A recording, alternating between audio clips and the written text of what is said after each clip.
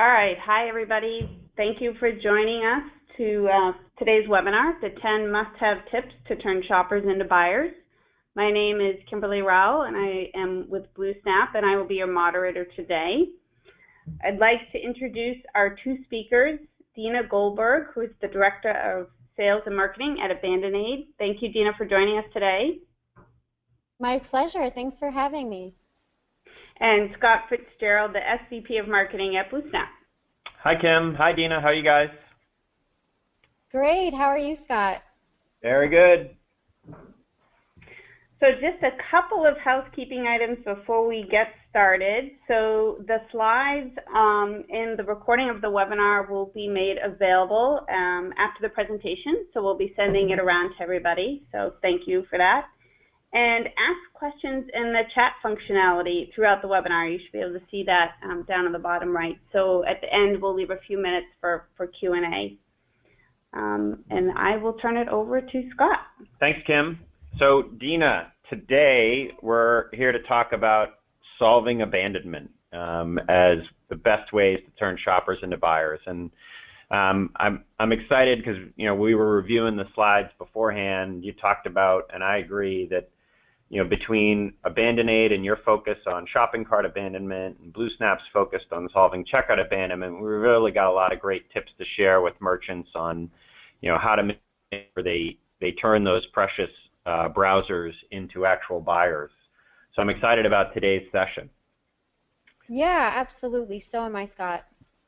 So what I thought we would do for folks in the audience, we're going to look at this process that's on the screen here and just look left to right. As you've got somebody browsing your site, starting to think about loading up a shopping cart, where can you lose them? And Dina's going to walk us through some important tips and things to think about on how to really ensure that the maximum number of surfers or browsers get through and actually turn into someone loading up a cart. And then I'll come in after and talk about things that can happen when they're actually trying to pay that can cause you to lose them. So between the two, we think we've got a pretty good view of how to solve abandonment challenges. So Dina, let me turn it over to you and get us started thinking about shopping cart abandonment and some of the important things we need to do to solve it. Sure. Thanks, Scott. Well, like you said, we've got that flow of a browser coming onto your site, checking out your products, perhaps adding something to a cart, and then going through the checkout process to close a sale.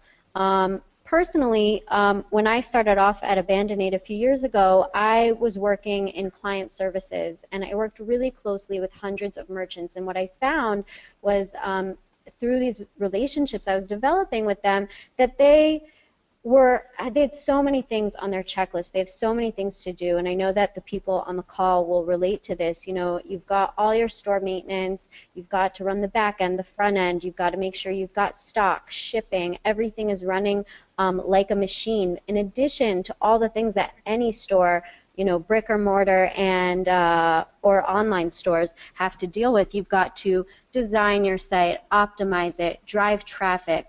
And with all of these resources and efforts that you're putting in to build a business, you have to ask yourself at the end of the day, am I closing sales? Am I closing as many sales as I could be? And what we've found, unfortunately, is that no, we could be closing so many more sales online. Next slide, please. What we do at abandonment is we help merchants grow their businesses in sustainable ways and ways that they can close more sales. And through that, we've got a team of data scientists that are looking at online shopping data. And what we found is that for every $100,000 purchased online, there's actually another $200,000 in merchandise that was added to carts but never purchased. So that's a huge statistic. We've also done studies, and there are other studies by other solutions as well, that have found that the majority of e-commerce stores do not have an effective cart abandonment solution in place. So what they're doing is they're really bleeding sales. Most online merchants don't have something. So that's what we're going to talk about today, how you can effectively engage with the people on your site and close more sales. Hey, and Dina, I'm curious, when you guys first meet a merchant who maybe today is in that big 80% bucket of folks who don't have a solution, what are some of their questions or maybe even lack of understanding? What do you find are some of the big misunderstandings about what it means to put a shopping cart abandonment system in place? Sure, that's a great question, Scott. The online retail community is so diverse, and so everyone's coming from a different reference point. A lot of merchants will, they're not focusing on what's not there. So what I mean by that is that they're seeing all the sales on their site, but they're missing out on the sales that they're not closing. So they're looking at, okay, I had this amount of sales today, but they don't necessarily have all the insight into abandonment data. And because of that, then they're really missing out on opportunities. And many times merchants are shocked, actually, at the abandonment rates on their sites. We have some merchants that have a 98% abandonment rate. That means that 98% of the shoppers who added something to a cart never purchased. And this could be a beautifully designed site with great price points, but there are many reasons for abandonment, as we know. And so I think the biggest misconception is what a big problem this is, and also how easy it is to actually tackle it. And we're going to talk about some things that merchants can do very easily and effectively to tackle this issue. Great. Okay, so the flow that we've found in Abandonate to be most effective for our clients to turn shoppers into buyers is what we're looking at on this slide here. The first step is to understand and leverage data. There's so much data sitting on your site. I'm sure that some people on the call might be using Google Analytics or just taking a look at some of the numbers they're seeing on their cart platform that's provided for them in their dashboard. There's a lot of data. But the question is, how can I use that? The next step is to use it. You want to engage with your shoppers in a data-driven way that's intelligent and smart. It matches the user's behavior. That's how you're going to be optimized for success and close more sales. And the third tip that I'm going to share with you guys is about being cost-effective and efficient. There are so many solutions out there. Digital marketing is this industry where there's constant new buzzwords and fads and trends in the way we market to shoppers and online users. But it's really important to make sure that the solution you choose is cost effective for your business and easy to implement. Because if it's not effective or it's not easy to use, then you're really just wasting money for every day that you're working on using a solution but not seeing actual results. So this is the strategy to bring you more sales, and let's jump into it. All right, the first tip is leverage the data. What you want to do is you want to discover, understand, and leverage the big data that's sitting on your site. Big data is this buzzword for a few years now. Everyone's talking about it, but not everyone really understands what it means. There's a lot of stuff happening on an online store. Just like in a brick and mortar store, you've got people coming in and out. You've got people looking at products. Maybe they're picking them up. Maybe they're taking a look at them, trying them on, reading the packaging, and then they put them down. All of that stuff is happening online on your store, and what you want to do is get access to that data. Now, data scientists can go crazy with this. They can, take a look at all different data points and different combinations of user behavior. For your purposes as a merchant to close more sales, you don't need to know every single piece of data, but what you do want to know is what are the key actionable data points that I need as a merchant to close more of that traffic that's coming to my store. So what we want to think about is, and we can go to the next slide, please. are these key data points. What we've identified at AbandonAid is are a few key data points that we've found to be really helpful in growing a business. And first of all, what you want to look at, for instance, is take a look at the traffic that's coming to your site and how much of that traffic is converting into sales. Okay, that's your sales rate. This is really, really important to take a look at. You know, it's easy to focus on how many sales were made in a day or a month or a year or a quarter, but you want to also look at that traffic, how much of it is converting. You want to take a look at abandonment data, your abandonment rate, the cart values of abandoned carts. Take a look at what sort of products are being abandoned. Those kinds of things can help you address abandonment and then prevent it. Another data point that's really, really important is how many emails are you collecting on your site. Now this is an interesting point. I'm going to talk a little bit more about it later on. But emails collected is how many emails are being collected on your site. It might be on a contact us form, on a newsletter sign up, on an opt-in to a coupon, and also in your checkout process, which Scott is going to speak about as well. Now you want to collect those emails because that email address is your connection to your shopper. It's a way that you can engage with them. So the more email addresses you're collecting on the site, the better equipped you are to reach out to shoppers, re-engage them, and close more sales with them.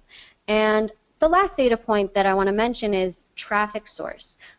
This is very important in evaluating your overall strategy for your business. You might find that the majority of your abandonments are coming from a particular traffic source. That's an indicator that, okay, maybe let's, you know, invest less in this traffic source, in this PPC ad, or this form of engagement. Let's move over, let's take a look at where most of our sales are coming from. Or maybe let's take a look at where the higher basket values are coming from.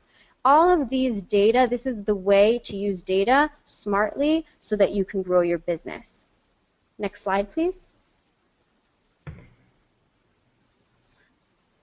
The next tip that I'm going to share with you guys is about engaging with your shoppers by using those data points that we spoke about.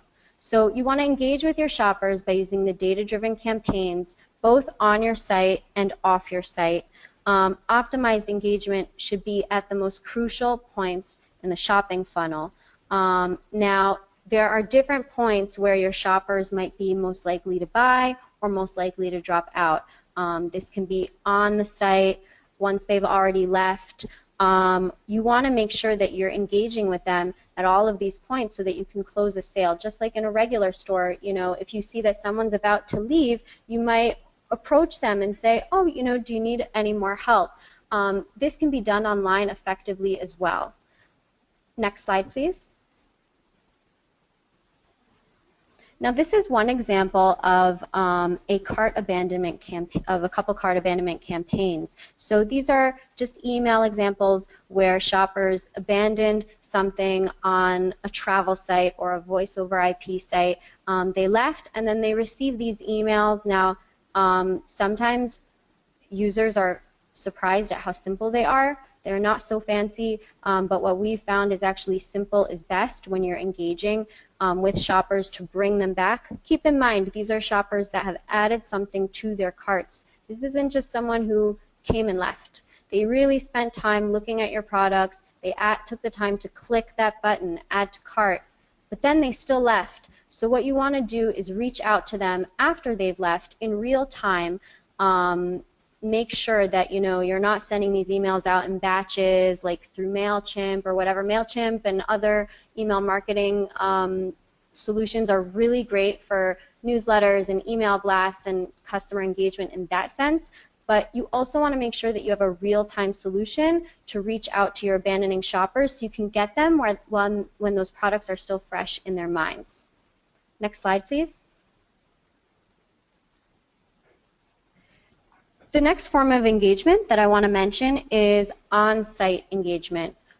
This is really important. A moment ago I mentioned about if you had a store and someone was heading towards the door after they spent some time in your store, you might approach them and say, oh, hey, is everything okay? Did you have any questions? It's the same thing online. What we offer at Abandonate is we offer a couple types of pop-ups, and one of them, which is extremely effective and has been shown to recover 3 times more sales than using just email alone, is an exit intent technology pop-up. So what this does is that a shopper has added something to their cart, and then if they begin to move away from your site, by moving their mouse away from the browser, that is exhibiting that they have the intention to leave and they haven't yet purchased. So this can trigger an on-site message saying to them, complete your order before these items run out, continue to check out, pushing them towards the checkout, and this is a great way to prevent abandonment before users actually leave. And Dina, how important is it to offer real compelling offers like coupons to someone who looks like they're leaving, or is it really more just about being friendly and encouraging and giving them one more chance to consider?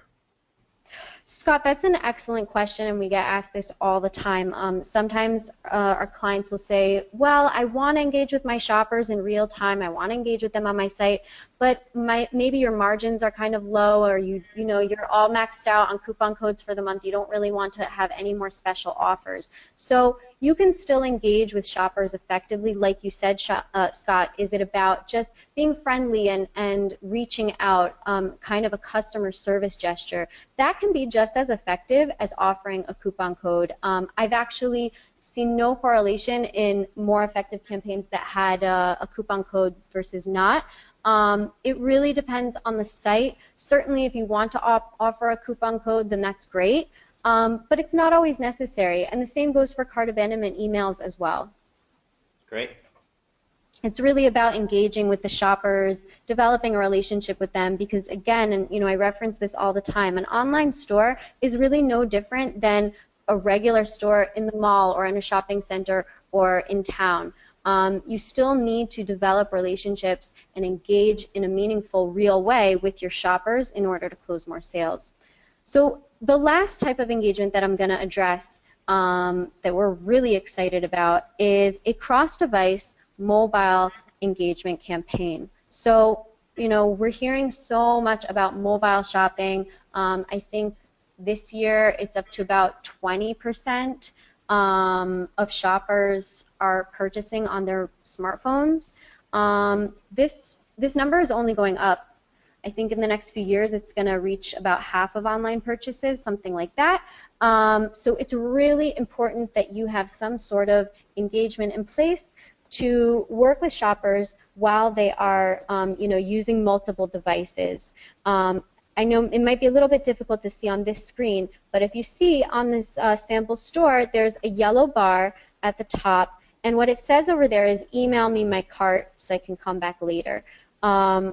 What you might find is shoppers, and again, this is also about traffic source. When you're looking at the data, you can see how many shoppers are on mobile, how many shoppers are on desktops, how many are on tablets, and then you can know how important this will be for your site.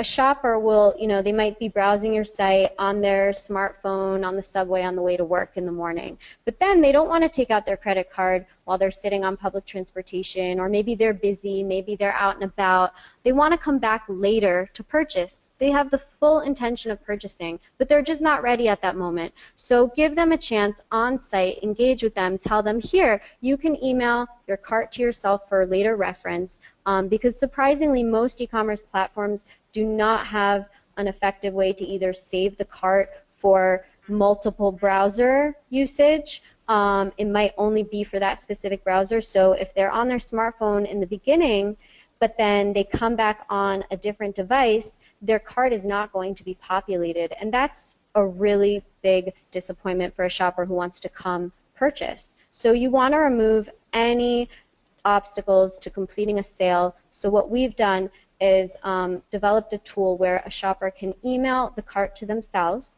Next slide, please. And through this email, they can come back to your site on any device, any browser, doesn't matter, and they can easily repopulate the cart so that they can complete the purchase with no issues and no, wasting time looking for those products they looked at before. And this is a great way to make sure that you're optimized for mobile and cross-device shopping.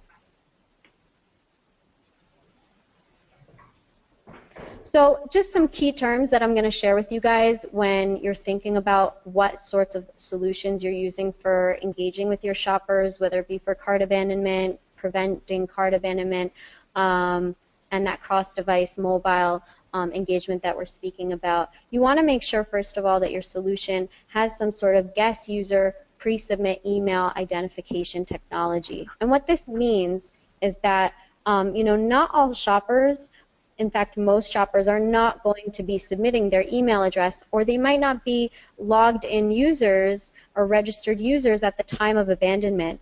But surprisingly, we see an average of about 40% of shoppers that are abandoning have typed their email address somewhere on your site, even though they may have not submitted a form. Now, you want to make sure that you have a technology in place that will capture that email even if the full form was not submitted. And like I said, this can improve your engagement by 40%. You have your recovery emails, your cart abandonment recovery emails. Those are really effective in bringing back shoppers and increasing your sales. Dynamic cart display is something that is a way to personalize your email so that the shopper can view the actual cart that they created on your site, click on those products, come back and purchase. Cross-device persistent cart optimization, what we just spoke about, that a user can come back on any browser, any device, and still repopulate their cart easily and quickly so they can purchase. Another term is real-time on-site exit intent. You want to make sure that you're engaging with your shoppers in real time, right when they're in the moment. They've added something to their cart. Wait, they're about to leave. Speak to them right away. That's a great way to engage with them and close more sales. And lastly, a dedicated mobile optimization solution, like we spoke.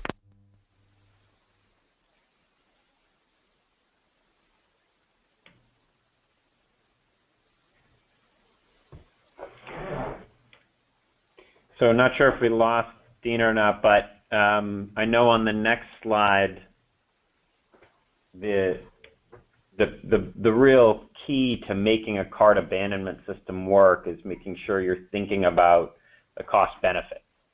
So having analytics that help you understand both what Dina was talking about at the beginning around what's the cost of how much sales am I losing, what's my traffic to sales rates, having that in place up front and then measuring the effectiveness. Hey, Dina. Ah, there we go. All right. Sorry about that. I was pinch hitting for you, though. No, it's okay. Listen, Scott, you did a great job. We were just do you want to take over? About, no, but I do want you to sum up the importance of really thinking about it as a continuous improvement, because that's really what I took from this tip 3, is that you think about ways to have sustainable continuous improvement. Is that right? Absolutely, you nailed it, Scott. What we've found is that, there are so many solutions out there. There are built-in apps that you can pay $9.99 one time only and just get that on your site. It's like part of your cart platform, and you can use that. But the question is it really efficient? Is it really working? And then on the other side of the spectrum, you've got these enterprise solutions out there that are really costly. They're not that easy to get set up. They might be really effective for large corporations that take a long time to do things. But when you're a merchant who wants to get things done quickly and start seeing results almost immediately, you want to make sure that you've got a solution that's out of the box, easy to implement, yet still flexible to suit the needs of your unique business. So when we take that into consideration at Abandon-Aid, we find that it's really important that you've got something that's cost effective, it's not costing you too much money, it's a fair price, and it's delivering a really clear ROI on that solution. You want to make sure that the integration of the solution is efficient, it works seamlessly with your cart platform, it works for the size of your business, the industry, because different online businesses have different setups. So some solutions are catered more towards like straightforward e-commerce sites, or maybe only a certain platform, like only Magento or only Volusion. But make sure that you've got a solution that fits your cart platform seamlessly. Also, you know, you want to have a solution that will work with any currency in any language easily, effectively, on the fly. That's something that's been really important to us at Abandonate, to be able to work with any merchant that can benefit from this solution. In addition to being built for scale, you want to make sure that you're using a solution that can support that scale, so that, you know, no matter how many users they've got, they're going to work hard and work great for you. That's really important. And the last thing is, you know, this first tip is having an analytics suite. And it might seem like second nature, but you want to make sure that the campaigns you're putting out there are also, you're tracking them. And that your solution has transparency in that sense, that it's showing how effective is this campaign, how can I improve on that, how can I, you know, let's focus on these wins and grow them. So these are all the points to keep in mind when you're looking for a cost-effective and efficient solution. Cool. So thanks, Tina. And, you know, I'm going to pick up right where you are leaving off there, which is around measurement and analytics. You know, we think great. We think this idea that you need to benchmark where you're at, you need to understand what improvement could look like, and then constantly measure. It's a continuous improvement exercise. And, you know, in terms of thinking about checkout abandonment and conversion rates, we actually believe passionately enough in this that we went out and commissioned a study. I think for folks on the webinar, it's in the handout section, or we can certainly get you a copy. We've done now 3 quarters in a row this study of the marketplace to say, well, what really is the optimized checkout experience, and what are the elements that make it up, and who's good at it and who's not, and how can you measure yourself against the market. So we've built a way for folks to measure themselves against the online checkout process, but I think in general you always want to be looking and saying, how do I compare against the market? Are there best practices that I don't have in place? So let's go into talking about checkout abandonment. Checkout abandonment is really about 3 things. It's about how easy is it for me as a consumer to check out on your site? Do I see the right elements on the site to give me the confidence that I want to buy? And then ultimately, how well are your payments set up to actually ensure that those payments go through? So I'm going to share a couple of tips on each of these. If you look at the idea of friction, we're using a fictional merchant here to protect the innocent, but if we go through onto the next slide, friction can come in a lot of forms. Obviously, this checkout form is loaded with it, but it can come in more subtle ways. Maybe you aren't offering local currency or local language, to your point earlier about trying to enter new markets. Or maybe you're asking the shopper to fill in more fields than are necessary for them to complete the transaction. Or maybe you don't have enough different payment types. All of these elements can cause friction, and each one, unfortunately, there is no silver bullet. Each one can have a 1% to 2% or more effect on abandonment at the checkout page. So if you look at the next slide, is an idea of an optimized experience, and you know, it dramatically simplifies what's really required to complete the purchase. Maybe you want to grab some of the additional information afterwards and make sure you get the sale completed and then get your additional information. If you go to the next slide too, one of the things you've got to be thinking about, to your point of that shopper who's on the subway making a purchase, if you have mobile wallets on your site, maybe you can enable them to make a purchase with just using their thumbprint or just signing into their Visa checkout app. So now they don't have to pull the credit card out and all the credentials come through. Yes, Scott, this is really great that you guys offer this to your users, because, you know, exactly that example, so many people are shopping on the go or browsing products on the go.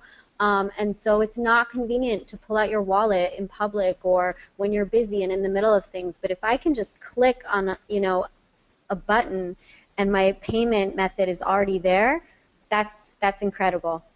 Yeah, and that's really where we see mobile commerce in particular going over the next 3 or 4 years, and there's a lot of data that says, more than half of e-commerce will be conducted using these sort of online digital wallets. So we're urging our merchants to really come up with a strategy and understand what they need, and we think it's a big thing for everybody to consider. And really, it's already here. PayPal for a long time has been a preferred method in the U.S., and Alipay is all but a absolute mandatory if you're going to go to China. And there's examples like that all around the world. So to that point, our tip 6 is really around the wallets.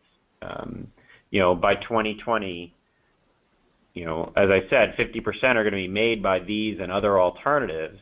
And the reason is, in some ways, it's obvious. If I can, with a simple click of a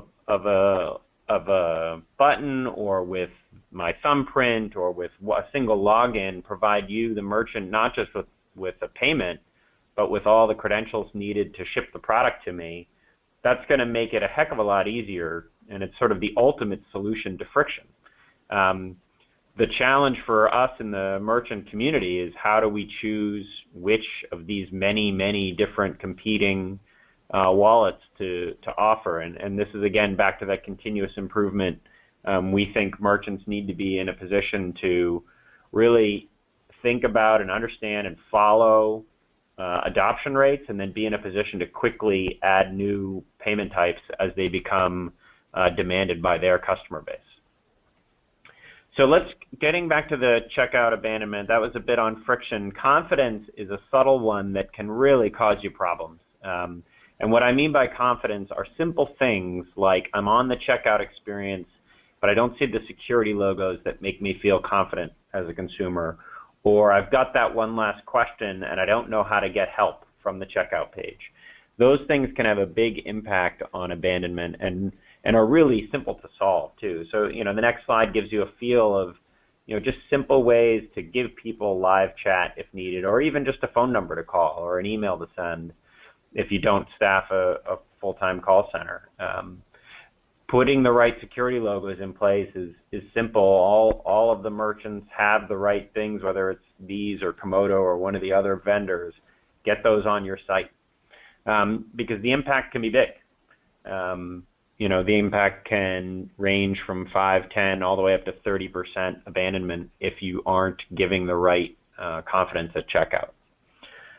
So then the last major area of checkout abandonment is when payments don't go through, and this is really to me the biggest sin of all. This is when a consumer has actually gotten through all the forms, they've clicked the buy button, and now because of something in the way your payments are being processed, a false negative comes back and you get a decline. There can be lots of reasons within the payments ecosystem for this, but the net is, most importantly, are you as a merchant measuring it and looking at it? So we can talk about some of the key issues that cause payments to fail. It can be things like, if you are selling internationally, are you trying to still process all your payments through a single country, a single acquirer? If you are, you're likely to get false negatives, false declines because of cross-border transactions.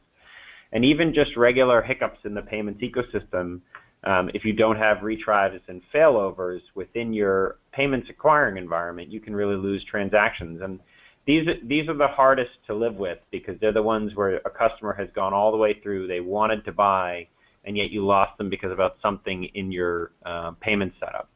So what we think is really important here is measuring. Go ahead, Dina, sorry. Oh, no, that's all right. Scott, I just wanted to mention, I saw just about an hour ago a friend of mine who is in the e-commerce industry. He posted a screenshot actually from his iPhone that he was shopping on Amazon Prime. Today's a big day, Prime Day for Amazon. Right.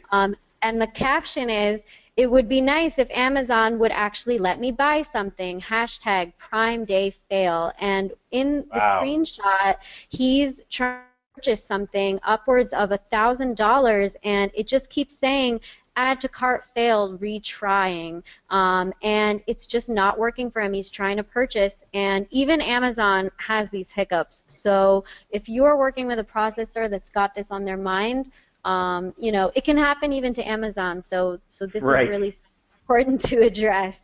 Yeah, and you know what, that, you know, I would imagine, and I don't know Amazon's e-commerce environment back office well, but I'm sure they've got people looking at this, right? And what that should be the warning to all of us is, payments are constantly changing. When you set them up right this month, it doesn't mean they're going to continue to operate right 6 months from now, 9 months from now, because banks change their fraud rules. Banks are constantly merging, changing the way they operate payments. And so as a result, you really have to keep looking back into your payments environment and say, what are my conversion rates like today? Are they good? Are they best in class? Or am I not optimized? So this is where we said you got to measure yourself. This is where we think an important tip for everyone, and this is one way to do it. You've got to learn about your own abandonment. You talked earlier, Dina, about really understanding the analytics of your site and, you know, what are my traffic to sales rates and what are my abandonment rates. We think likewise you need to benchmark all of the elements of your checkout process against best practices. And our conversion calculator on our website is one way to do that. But it's important to know, you know, what is it that is good, so to speak? What does my site look like? And what are the areas where I've got the biggest gap that I can work on? And whether it's things in the front end of your checkout process around the friction or the confidence, or if it's elements on your back end around how you're set up to process payments, maybe in multiple countries or currencies, you know, understanding where you might have gaps that are causing you abandonment in checkout are really important. And, you know, when you measure this problem, on the next slide here, when you measure this problem against that index I spoke about earlier, you can really find large gaps in terms of how much sales are at risk just from checkout abandonment. And these are obviously estimates, and it depends by industry. But what we see is that on average, the folks that are both the measurement we're doing in that study as well as the folks who are taking our checkout abandonment calculator online, we're finding on average folks have got a pretty good amount of sales at risk because of checkout problems. And, you know, it can range in that 15 to 20% range that we see at risk. So, you know, this is about continuous improvement, and it's about tackling those friction, confidence, and payments problems at checkout, but it's also about the earlier problems you were talking about.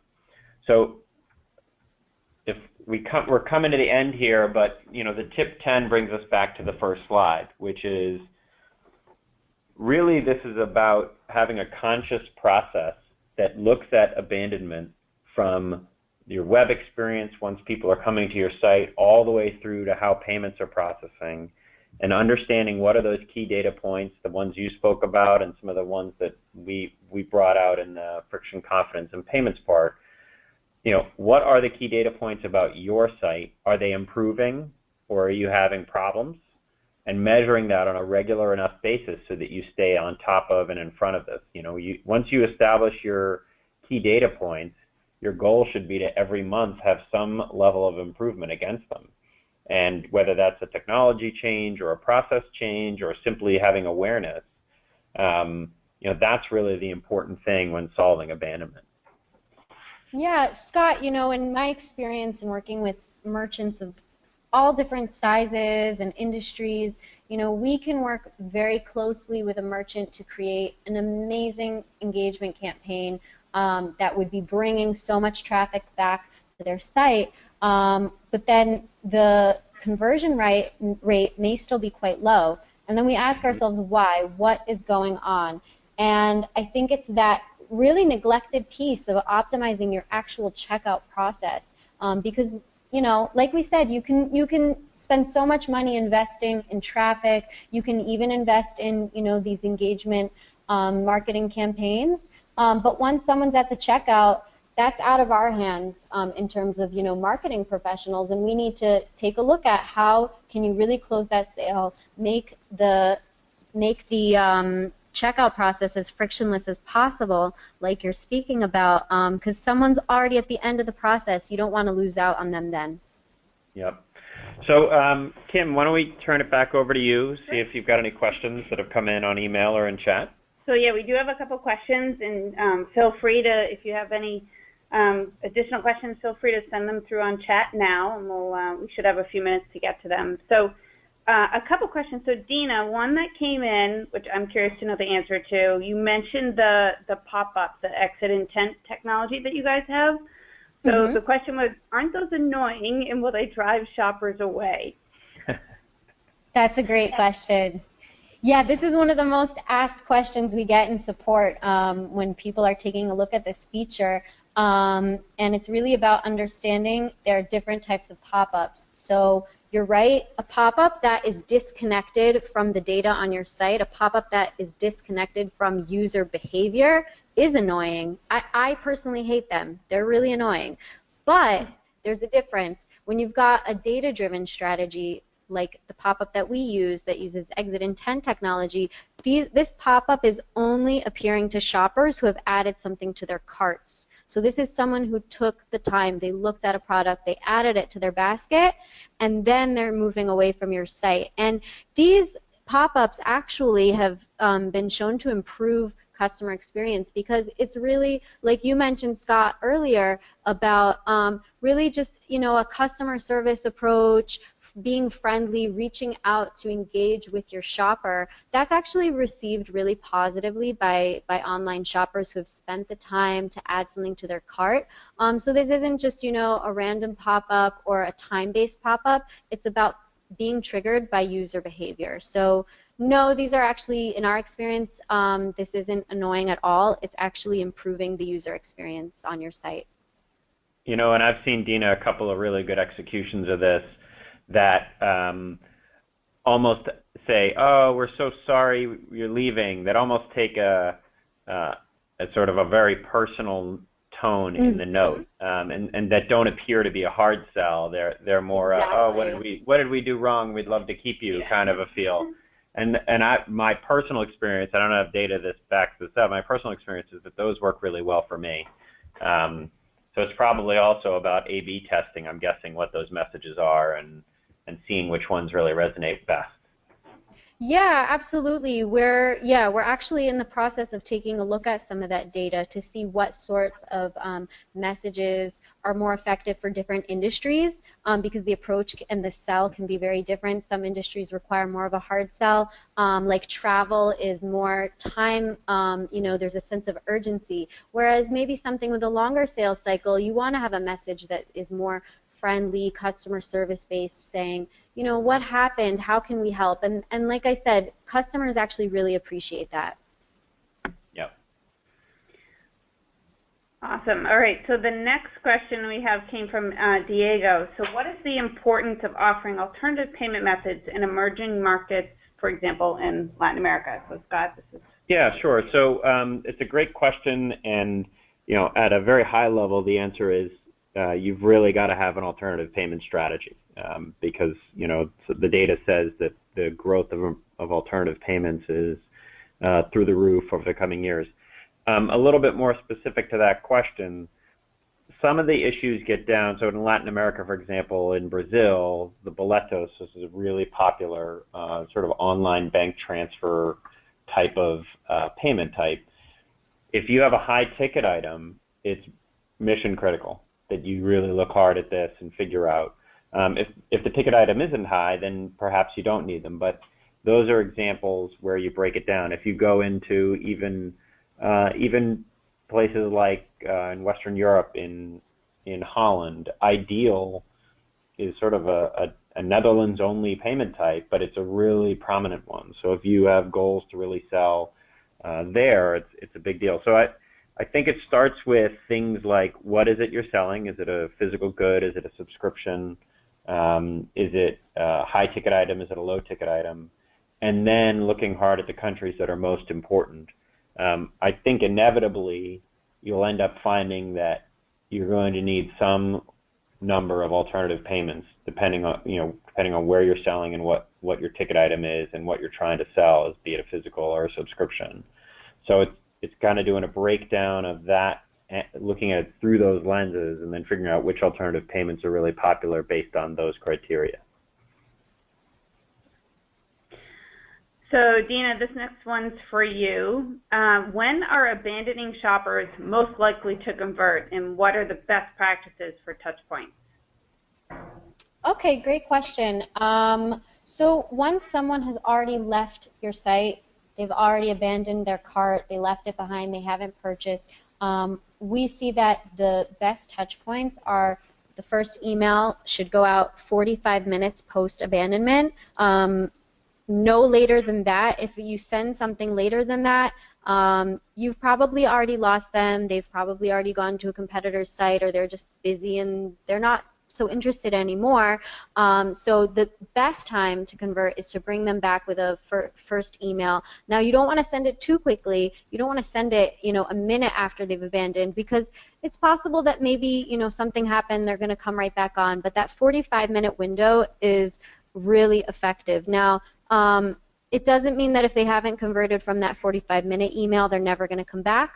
We find that it's best to follow up with more email messages, the next one coming a day after abandonment, and then the third one 3 days post-abandonment. So you give them a little bit of time, and surprisingly we find that the first and third emails tend to convert more than that middle one, and you can really close that loop. Sometimes people just need a bit more time to purchase, and reminding them about their cart that they left behind, that they took the time to populate but then leave, is a great way to bring them back. So by that third day, you can see that you've already brought a lot of shoppers back. Those are the touch points we've found to be most successful. Great. All right, so one last question, I think, before we call it a day. So, Scott, for you, what will the conversion calculator tell me about my site? Okay, so this is, you're going to end up having to spend probably 5 to 10 minutes, and you can find it on bluesnap.com, or we can send you the link. But you're going to end up having to spend 5 to 10 minutes going through elements of how your site is set up on the checkout side. What it'll then do is break down for you, based on your answers, and obviously it's a self-assessment, based on your answers, benchmark you against the industry, this study we did of 700 or so sites, and really break it down kind of component by component. So within friction, there's 3 or 4 components. Same within confidence, there's 5 or 6 components within payments, and it'll break down for you where you might be, at least in your self-assessment, substandard to the industry. And so what it can do is give you a starting point to think about, where should you be looking to improve, where might you get the biggest bang for your buck if you put a process in place to improve.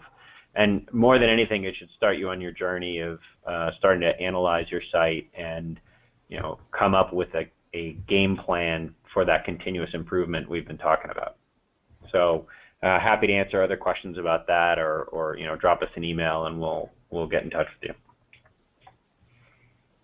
All right, so I think we will stop here. We want to thank Scott and Dina for joining us today, and thank everyone for coming. Thanks, Dina. Thank you, Scott. Thanks, Kim. It's been great. Thank you. Thanks, everybody. Bye-bye.